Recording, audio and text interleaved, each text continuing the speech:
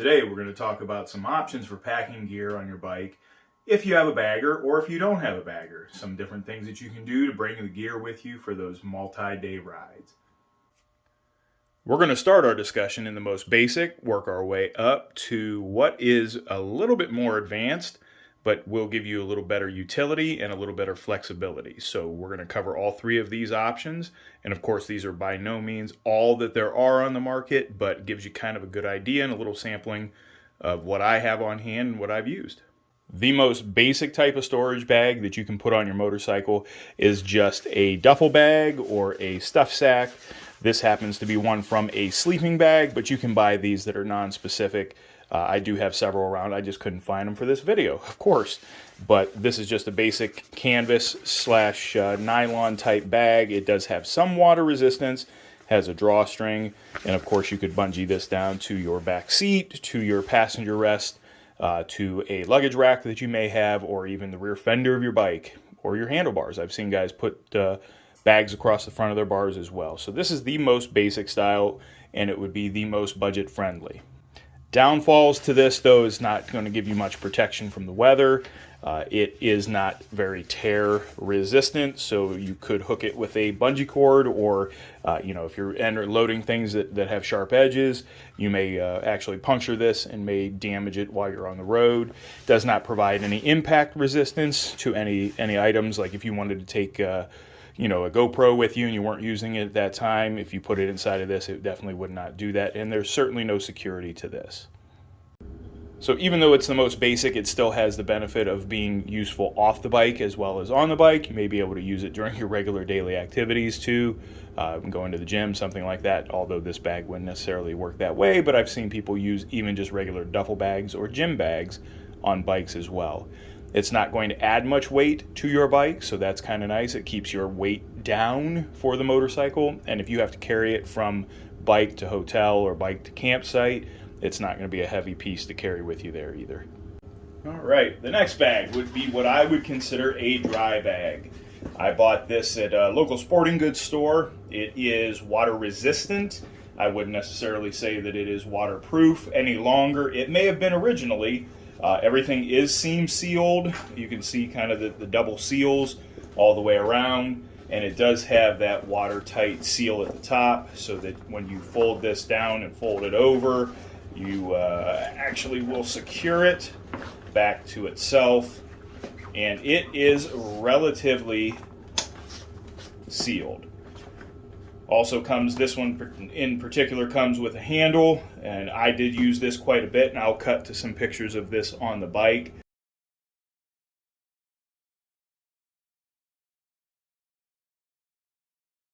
Before I got my Road Glide, when I was traveling on just the Road King, this was strapped to the luggage rack right behind the rear seat and just in front of my license plate mount. So there was plenty of room to put this on there. Didn't rub contact the fender, didn't touch the saddlebags, anything like that. It was a little cumbersome to work with and work around, but for the most part it was out of the way, and it was easily removable. Again, with just bungee cords, I kept this on. I put my clothing and things like that in here, the things that I needed to keep dry. Didn't take a lot of frills with me because I didn't have a lot of space on the bike to carry stuff, but this is another good option. A little bit more expensive.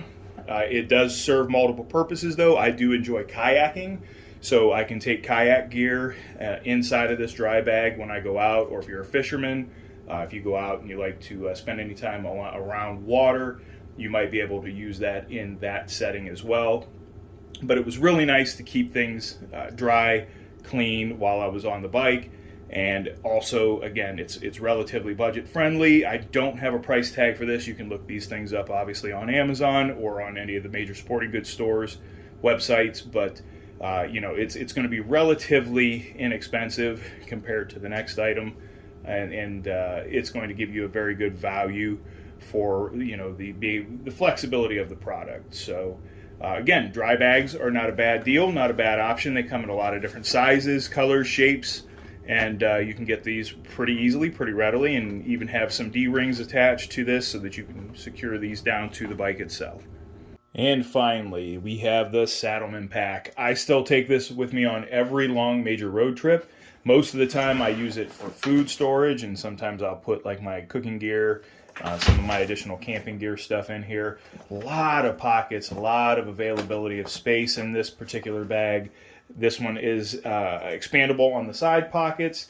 You can take it off the bike, and it did come with like shoulder straps that you can attach to it. I don't personally use those. Typically when I'm camping next to the bike, I don't need to remove this at all, unless I happen to be in bear country. And that's why I tend to put all my scented items in this, because I can easily move it to a bear locker or get it away from my campsite so that, you know, the bears hopefully are attracted to it away from me. Now, the Saddlemen pack, this one runs approximately $200. I found several on their website that look similar to this, although this one is very old. It's been with me for a long time, a lot of miles on this bag, and doesn't seem to be exactly produced this way any longer.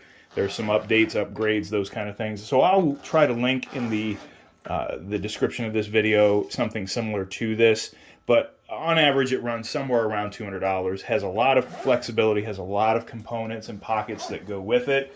There's even a Velcro backrest that you can stick onto this. That's out in the garage. I just didn't go get that. It can mount to your bike several different ways. The way I typically mount it is with an under-seat attaching pad that goes underneath of the seat, and then you just clip to the D-rings of that pad and it tightens it up. So if you do not have a backseat passenger, you can actually use this as a backrest, which is kind of nice. If you have a back seat on your bike, you actually have one. If not, there's other ways to use it. If you want to put a rack of some kind, or you can even put like a backrest on it. It is usable and attachable to the backrest or to the luggage rack itself as well. I've done it kind of both ways. Actually, I've not put it on a backrest, but I have attached it to the seat and also to the luggage rack. And it works really, really, really well. Not super watertight. It does, this particular model does come with a fold-out rain cover. I have found that for the most part, it doesn't hold a lot of water unless you get caught in really torrential rains for a long period of time. But again, it's very flexible. It's designed specifically to be used on a motorcycle, so it is kind of really well thought out for that purpose, but you're going to spend some additional money for it. I'll include some pictures of this as it was mounted to the bike.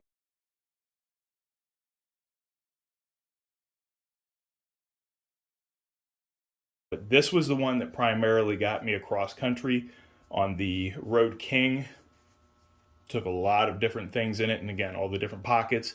Having it directly behind me, I was able to reach the side pockets, especially the netted ones. And you can see this thing is so old, the elastic is given out on it, so it's no longer elastic. This pocket here was great for putting water bottles and, you know, some loose items that I would need potentially while I was on the bike, and I could reach right behind me and grab those while I was in motion when I was moving. Now the Road Glide, I put those items in my fairing mounted glove boxes, so I don't need that as often. Also, again, easy to remove from the bike, pretty rapid removal. Heavy duty zippers. I've never had any problem with any of the zippers coming apart or any of that, and it's seen some pretty intense use. You can see that it is quite sun faded. Spend a lot of time living outdoors in the sun, so that's to be expected with this type of material. But again, this is a little bit higher of an investment, a little more purpose driven based on what you're using it for. But again, you may get the best function out of something like that. It's really cool. I haven't been on Saddlemen's website for a while, and I'm not sponsored. Everything you've seen in this video I've purchased with my own money, so you're getting an honest review. Saddlemen has really upped their game recently. I just happened to cruise through their website looking to see if this model was still even available, and it looks like they've got a lot of really new, neat, well thought out, well designed products. A lot of stuff that I don't see necessarily on the shelf at my local bike shops, but would be easily ordered, you know, online. So it's definitely worth a look. There's other companies other than Saddlemen that make things like this, but this is the one I have the most experience with, and have had good years of service with it. So hopefully this video helps you think through some options that are available to you. This is what I have used over many miles of travel. So I've gone from the most basic up to the little bit more advanced, and I could swap any of these things in and out of my arsenal and use them at any other time. So depending on where I'm going and how long my trip is, and what I plan on taking with me on the bike, any of these ones could be pushed into service. Again, most frequently for me, that is that Saddlemen bag. But there's a lot of options out there, so do your homework, talk to some other riders, watch some videos, find out what works with you and your equipment, and also what budget you're working in. That's always a consideration. So I'm a big fan of the mantra of buy once, cry once. So I don't mind spending a little extra money on good gear, so long as it's not just paying for a name and the product actually does work. So these are the ones that have worked for me in the past, and some of the ones I still currently use. Hopefully this helps you discern a little bit more what you will need on the road trips, and certainly ask any questions you have in the comments. Until we meet again, ride safe.